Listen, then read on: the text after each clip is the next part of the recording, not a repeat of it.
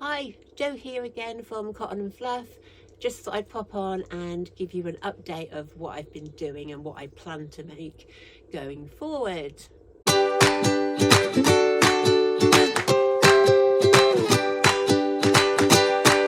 So, first of all, it's the last day of April today. So I just finished off a blouse this morning, took some photos, and I just popped it over onto Instagram because I just wanted to get it on there just for the final day of Sew April 25. I'm not sure if you've been watching it, but if you do look on Instagram, you will see lots of people's beautiful blouses that they've made, and out of some amazing fabrics. So it's full of inspiration. If you're looking for inspiration for making yourself a top, whatever, then pop over there and have a look. So my final blouse was, I don't know whether you can really see this, I'll sort of try and stand back a bit. Can you see this? It's just a floaty, fun top blouse, whatever you want to call it. I've used a bit of pink gingham. I didn't have enough to do everything the same.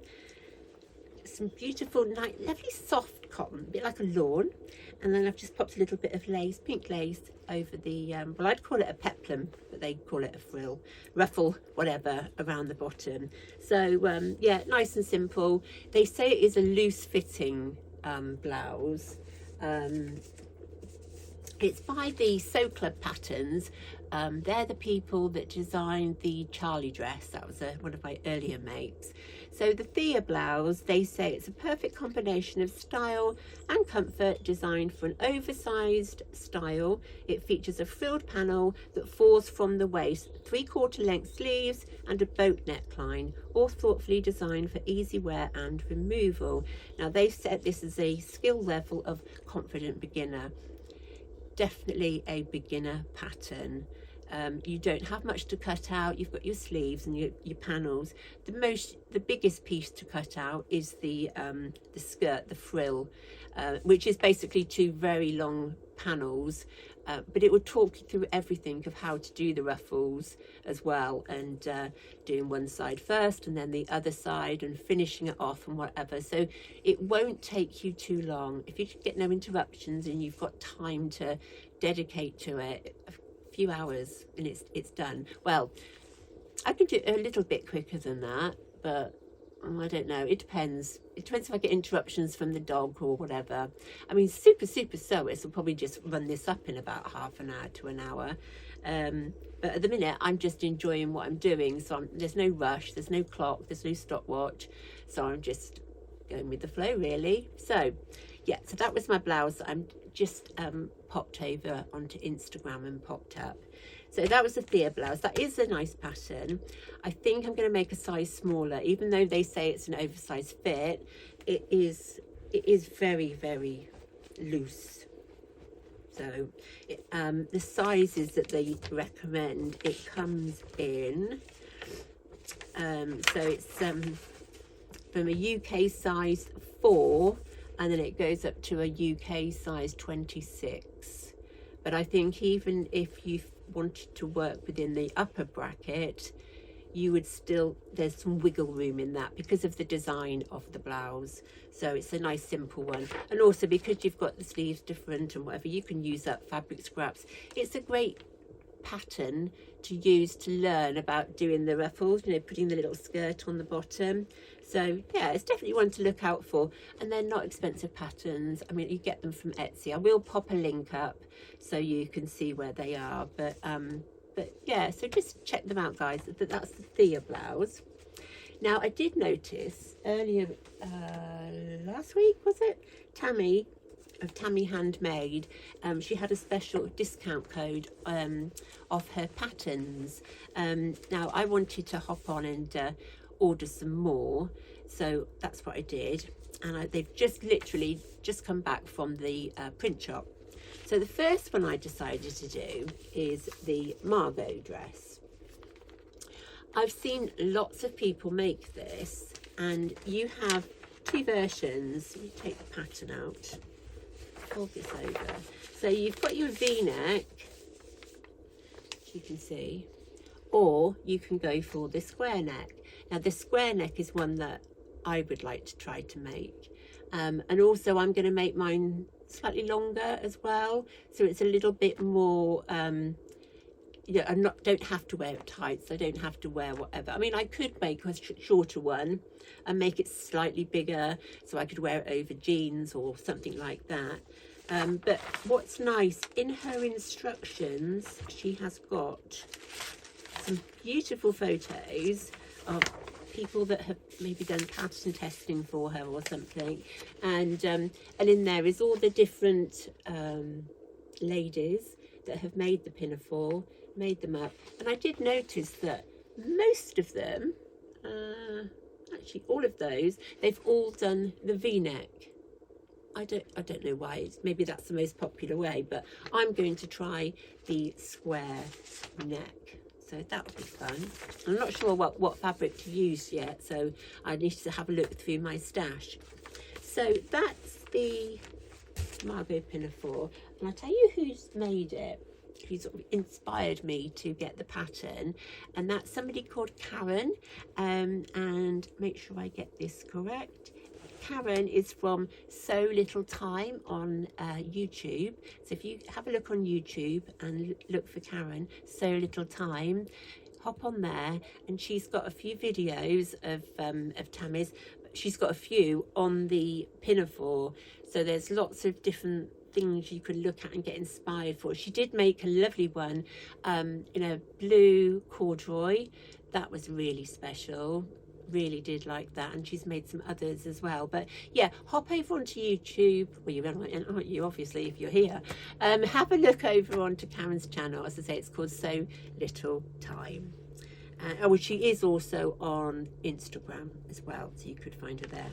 So I did another pattern chose another pattern with Tammy, and I went for I like this Etty Camisole. You may have seen this. Now I think, if I'm correct, I think this was a free pattern, I think.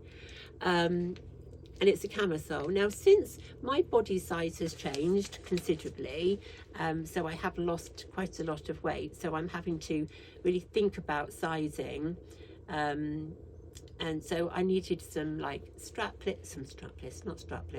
some, you know, like a camisole type top to wear at home, whatever. I mean, I'm not really keen on my upper body, but when you're hot and if it carries on like they say it is, it'd just be lovely to have some loose camisoles just to wear at home, or whatever. And also I wouldn't mind getting some like vest tops, but then I could make some of those as well. So the Etty I would think is really pretty because it's got a scalloped the front piece here. It looks really, really pretty. And so let me move that out of the way. So she's popped here in the instructions a picture. So this is the front, and then below is the back of it. So it doesn't come back down too low either. So I just need to have a think about what fabric to use for that. So let's just see what it says on the instructions. It might say use these. I haven't cut it out yet. That's all that paper's for. Right. Okay, I'm back. I found it. What Tammy suggests is use light to medium weight woven fabrics such as cotton, linen, twill, viscose, satin, crepe, and fabrics with more drape will create a more fluid top. So you've got such a wide choice of fabrics to use for the top. So I mean, I think I might just do a lovely floaty cotton camisole, just so it's nice and cool for the summer. That's what I'm thinking about. So I will take you along the way when I make that. So that's Etty, and then the final one is Amelia. I will pop some pictures up here, but the Amelia skirt. Now I've been looking for a long a maxi skirt pattern for a little while, because it's all very well just think about it. Oh, it's quite simple. We just want 2 panels, front and back, sew it together, elasticated waist. But I didn't want a pattern that was going to add lots of bulk up the top. So this one with Tammy's, it's all braided nicely, so you're not going to get, if you look at the front of it, at the top, you know, haven't got excess pleats and gathers there to give you extra bulk. But you probably don't want extra bulk. I don't want any more extra bulk. Yeah, so it looks lovely and simple, but as with all of Tammy's patterns, she does a supporting YouTube tutorial, which I think is amazing. And Tammy has got one of those voices that is very calming, nice and chilled, and it's a nice friendly voice. You know, she could be your best friend. So I do like her teaching style. So yeah, so that's something I need to look at, and just so you can see I've got lots of different things that I need to have a look at and start. I have got quite a bit of family clothes adjustments to make as well, so I need to crack on and do those. Do you remember the Maya messenger bag that I made? Well, I decided, it's over the other side of the room, that I'd like to make another one. The one I made was, I will pop a picture up, was a dark red and a tiny bit of pink in it. I wanted to make one that I felt was more me, more summery. So I decided to go with pink and a pink.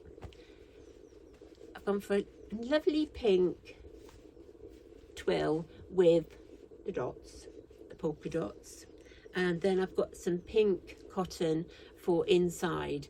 Now I don't know whether I might use that inside or whether I might actually use something different just to make it a little bit different. So I've got those two, and I think this one I'm going to make medium length strap. I love the one with the longer strap, but it does feel just a little bit too long for me, because I think if it's down and then it's open, I want to get my hand in, I've almost got to go like that to get it out. So I'm going to try a medium size bag, see how I get on with that one, because it is fun. There's loads and loads of panels to cut out, but that's fine. It's the process. You know, you've got your outer layers, you've got your lining, and then you've got your interfacing. But once you've done all of that, all your cutting out and it's all laid out, then that's it, you're off. You've got your instructions, and yeah, you'll soon be there. As I say, I did that zip. This time I did buy a continuous zip, so I'm going to be looking on somebody's YouTube channel to see the best way to do it with those zips, because you're cutting them off and then sewing across and whatever, but you can basically get the size you need. So that's what I'm going to try anyway. So I did buy a big roll of pink zip to have a go with. So I think that is possibly all I've got to share at the moment. Really enjoying this lovely weather. I hope you are too. Our dogs are pretty warm, and they don't really want to go for a long walk because it is so, and it's not fair if the ground gets really hot. Usually we take them to the dog field where they've got the grass to run on if they want to, but we only do half a session, we don't do a full session. You know, because there is some areas for the shade, but dogs can be just overexcited and think, oh, I'm just going to wear them out and make them feel yucky. So we might go ahead and just book the field. But yeah, I think that's it for me. At the end, I'm just going to show you a small little video I took. I went to a garden centre with my mother-in-law yesterday, and I think it's the same as I was in Dunelm as well. Have you noticed all the beautiful homeware and decor pieces and kitchenware that is in these beautiful fresh pastel-y colours, or there's some bright pinks with the red design? I just absolutely love it. So I did take a little picture. So I just wanted to show you. There was just this one table and it just stood out, and it just looked incredible. So I did a little video of it, which I'll pop on the end. Anyway, hope you have a good week, whatever you're up to. Hope you're enjoying the sun. Make sure you've got your sun cream on. And yeah, so have fun, keep sewing, and I will see you really soon. Thank you. Bye.